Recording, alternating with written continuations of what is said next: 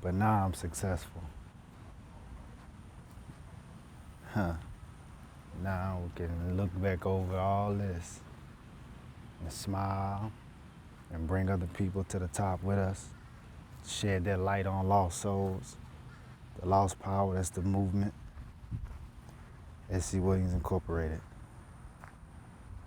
Yeah. My mama used to leave us out here because she was, the drugs and the alcohol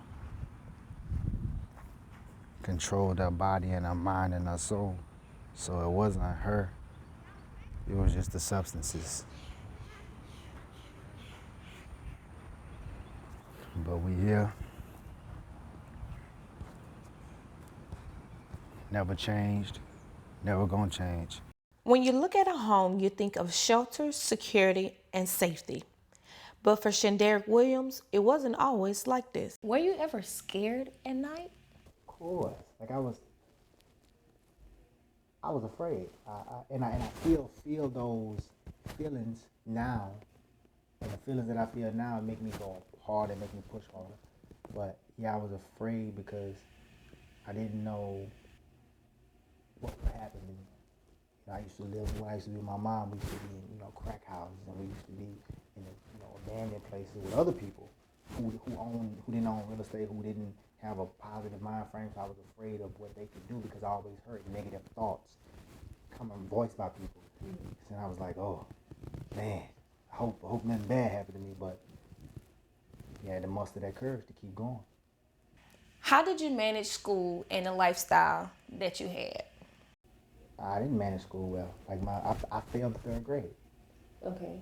I failed the third grade. Well, on my grandmother's side, I didn't fail the third grade. Well, I think I didn't fail the third grade. The school side, I failed the third grade or whatnot.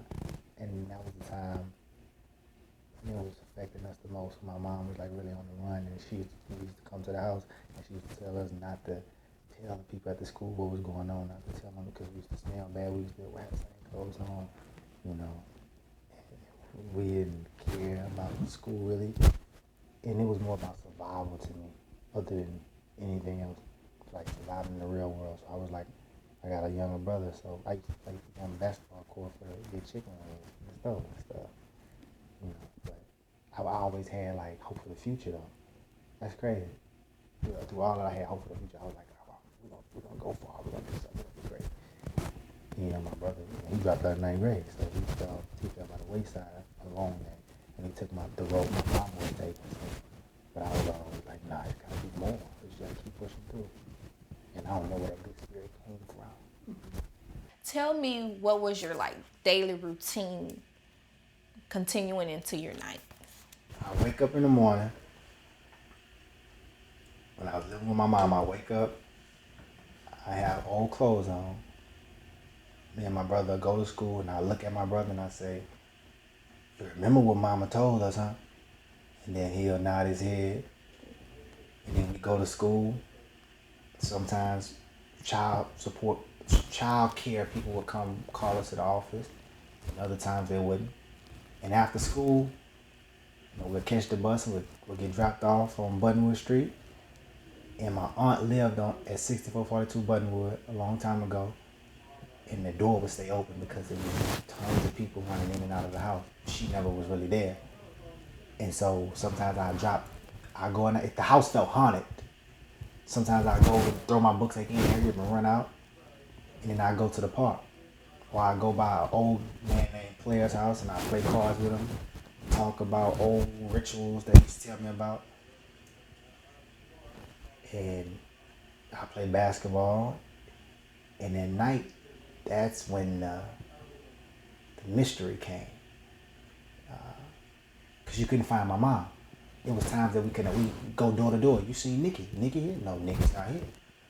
And then people used to always say, you ought to be ashamed of yourself, Nikki. You're leaving these kids. You need to be young too, not know those kids. It's just nowhere to go.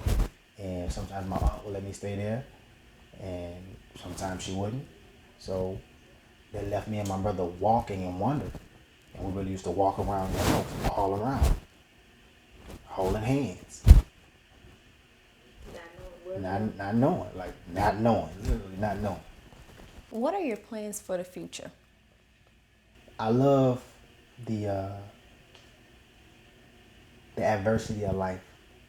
You know, going out into the real world, the letdowns, the denials, the people that's telling you they wouldn't support you, or no, I don't believe in that. I like that. That fascinates me. So when I graduate, I plan to just be an entrepreneur. That's why I started in college, because I wanted to have a base that was already up and running when I graduated. And I plan to move to a big city and to try to take S.C. Williams Publishing and S.C. Williams as far as possible. I have another book coming out, Escaping Poverty, and I just want to go with that.